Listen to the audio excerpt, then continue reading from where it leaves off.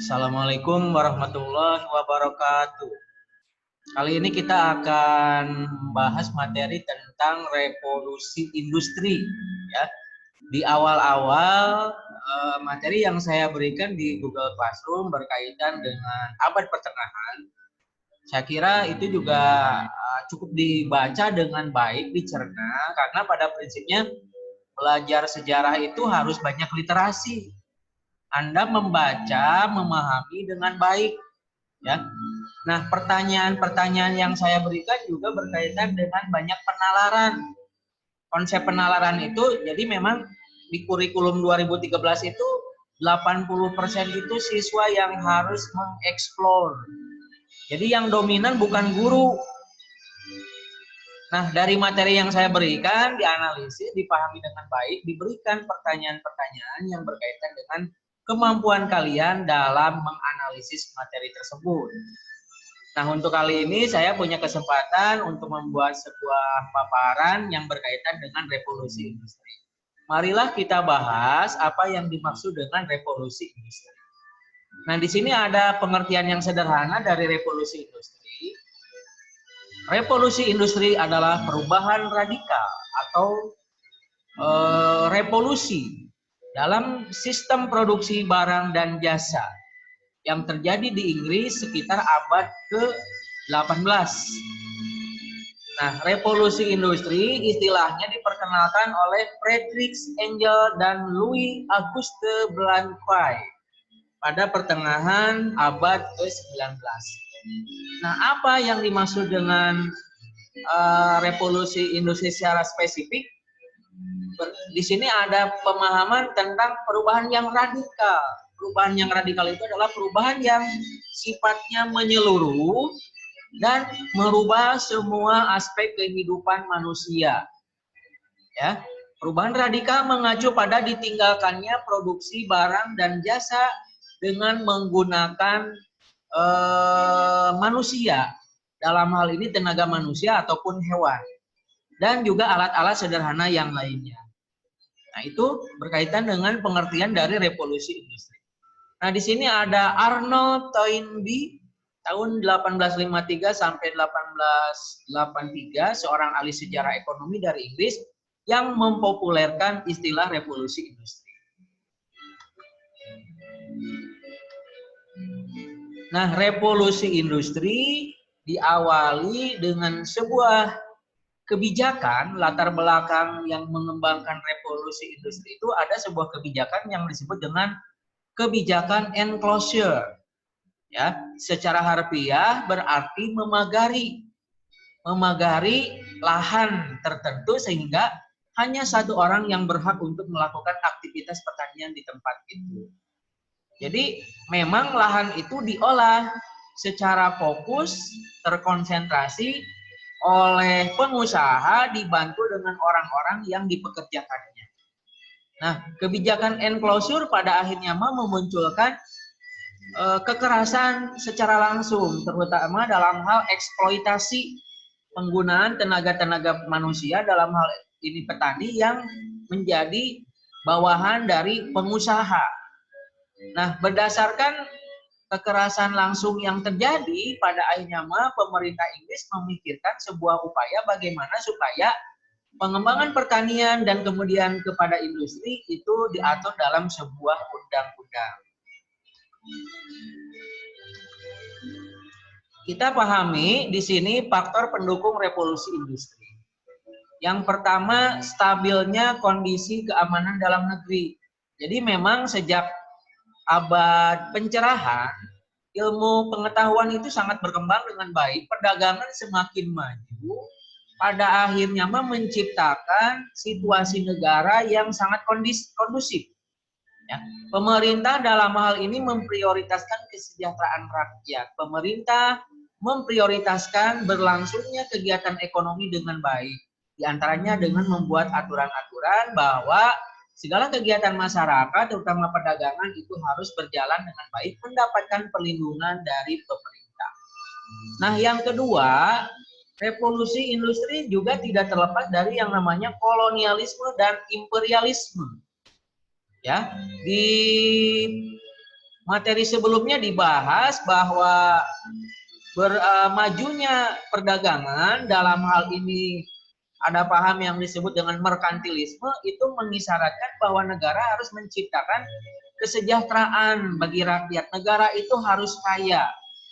Dalam hal ini negara harus menguasai yang namanya aset, sebuah aset atau modal dalam bentuk emas, perak, logam mulia, dan juga tidak ketinggalan sumber daya alam. Nah, dalam hal mengembangkan industrinya, pada akhirnya negara-negara ini sangat terbatas. Ya, di negara mereka kebutuhan sumber daya alamnya itu sangat terbatas sehingga mereka berupaya mencari sumber daya alam dan juga daerah pemasaran ke wilayah-wilayah lain. Di awal memang negara-negara Eropa hanya membutuhkan yang namanya gold, ya, emas, perak, barang tambang lain, tetapi pada akhirnya ada satu komoditas perdagangan yang sangat laku di Eropa pada saat itu yang disebut dengan rempah-rempah. Nah, rempah-rempah ini ternyata berasal dari wilayah timur. Pada akhirnya negara-negara Eropa, terutama yang mengembangkan industri dan perdagangan, mencoba mencari wilayah tersebut. Setelah ditemukannya wilayah itu memiliki kekayaan yang luar biasa, terutama kekayaan sumber daya alam yang memang mendukung terhadap kemajuan perdagangan dan industri negara mereka, pada akhirnya mereka menginginkan untuk menguasai wilayah tersebut. Maka terjadilah yang namanya kolonialisme dan imperialisme. Prinsipnya, dengan adanya kolonialisme dan imperialisme berkaitan erat dengan kebutuhan industri. Kebutuhan wilayah pemasaran barang-barang industri berkaitan juga dengan kebutuhan sumber daya alam, terutama bahan baku industri. Yang berikut adalah berkembangnya ilmu pengetahuan. Tentu saja pada masa abad pencerahan banyak penelitian-penelitian yang dilakukan oleh ilmuwan-ilmuwan sehingga mereka misalnya menemukan teknologi-teknologi. Mereka belajar dari alam.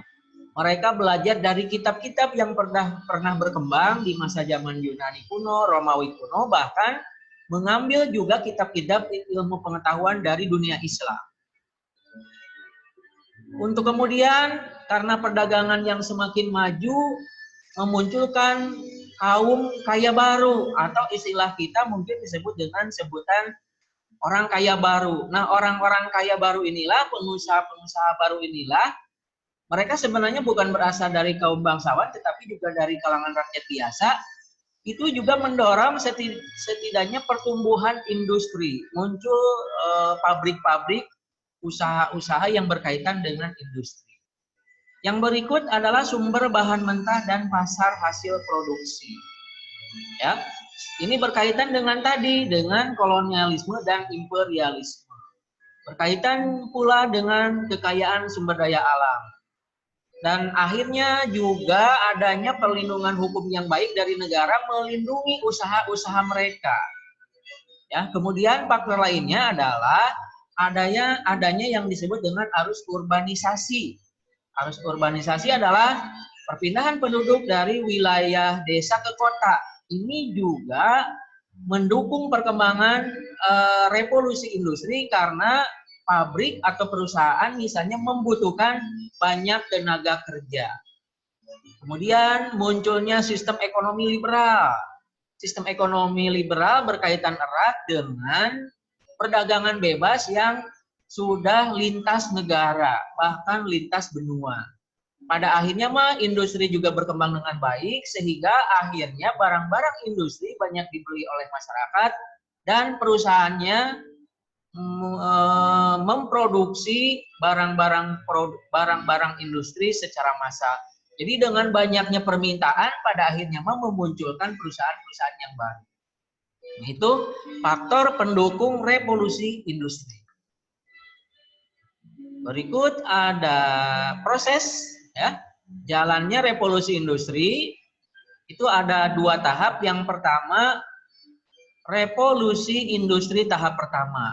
Dalam hal ini dimulai dengan inovasi dalam bidang pengolahan kain katun di Inggris.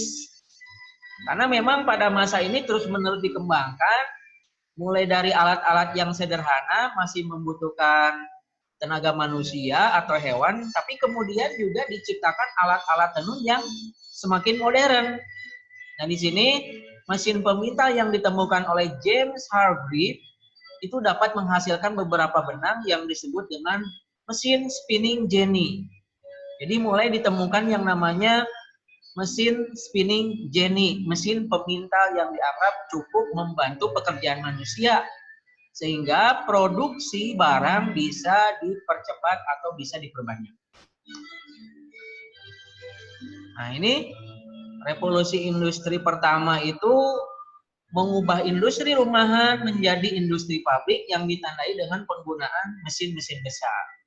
Nah, di sini ada beberapa penemuan, misalnya George Stephenson ya, membuat kereta api penumpang yang sangat bermanfaat dalam revolusi industri karena dapat dijadikan sebagai transportasi orang dan barang.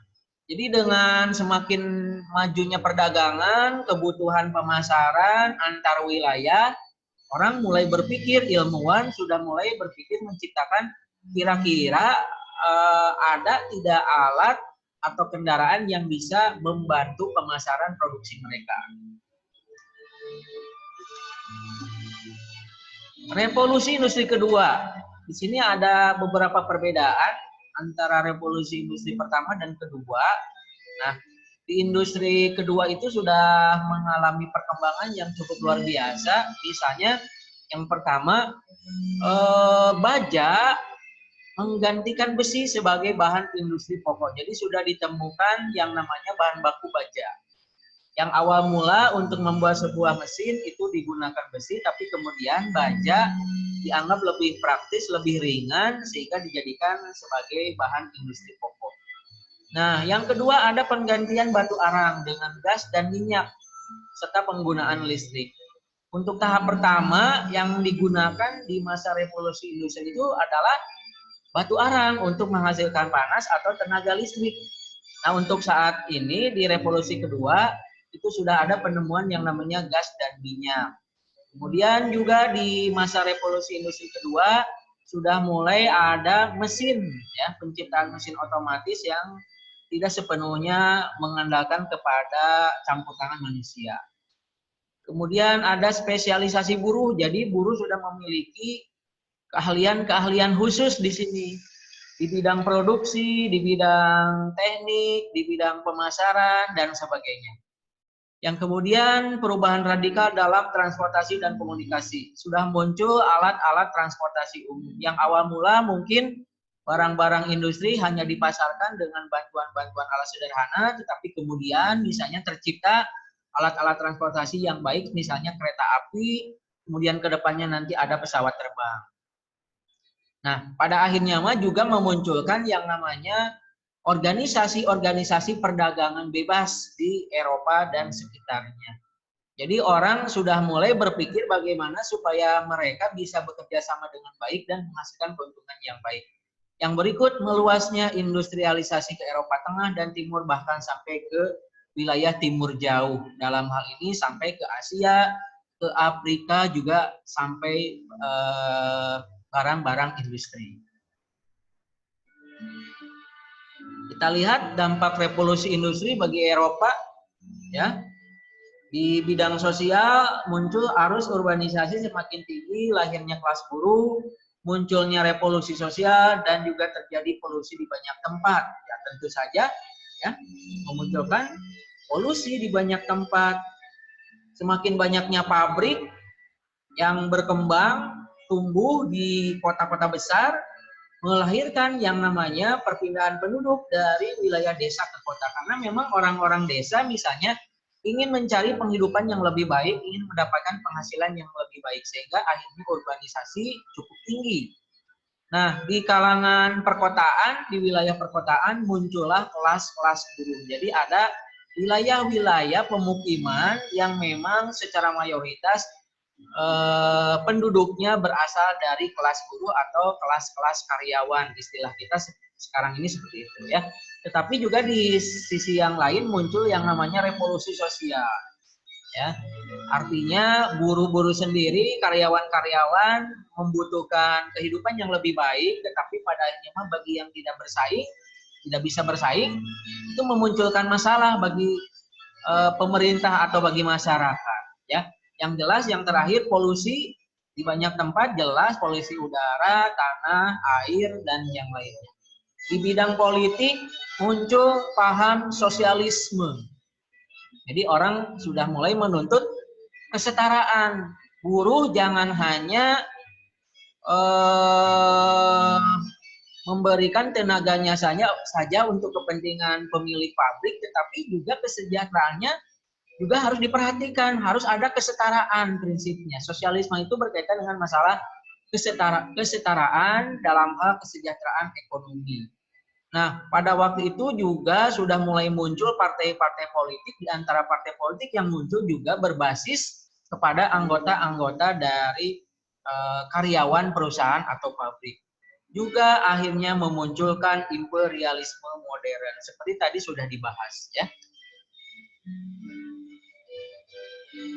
Di bidang yang lain, bagi Indonesia sendiri terus terang saja revolusi industri juga sangat berpengaruh ya, dengan kebijakan-kebijakan yang diberlakukan oleh Belanda terutama pada akhirnya itu juga terpengaruh dari revolusi industri. Di antaranya di Indonesia mengenal teknologi berbasis mesin, dikenalnya juga paham liberalisme, paham kebebasan dalam hal perdagangan, ekonomi, sosial dan juga politik, dilaksanakannya kebijakan pintu terbuka ya. Nah, di sini di sejarah Indonesia kebijakan pintu terbuka itu sudah dibahas secara jelas berkaitan dengan upaya-upaya Belanda untuk memenuhi kepentingan ekonomi Belanda, terutama untuk mendapatkan keuntungan. Mereka menerapkan konsep perdagangan liberal di Indonesia. Kemudian juga memunculkan politik etis yang menjadi ajang eksploitasi baru Belanda terhadap rakyat Indonesia. Pada prinsipnya politik etis itu baik, ya tujuannya, tetapi pada akhirnya justru malah disalahgunakan. Nah, itu saja barangkali pengantar dari revolusi industri. Ya, mudah-mudahan bisa dipahami. Silakan juga nanti dibaca teksnya yang saya sampaikan di forum supaya kalian lebih jelas. Terima kasih atas perhatiannya. Assalamualaikum warahmatullahi wabarakatuh.